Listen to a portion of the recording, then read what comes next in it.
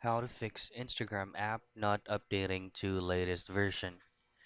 So first things first, for you to be able to update your current Instagram application, just head over to your Google Play Store and then head directly to your search box and then type in Instagram.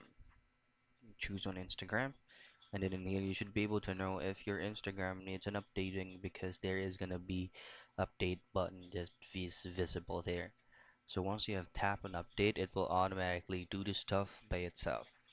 And then if it's still not updating to the latest version, then what you can try to do is to close the current Instagram application that is running.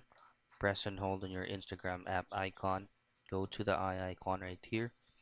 Clear all data and just have to comply both of these options. Clear all data and clear cache.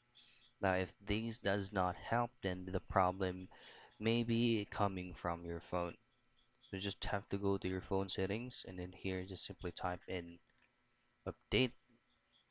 Scroll all the way down till you find System Apps Updater. And then in here, you just have to make sure that your current Android version is up to date to the latest version. And that's how you troubleshoot or fix Instagram app not updating to latest version.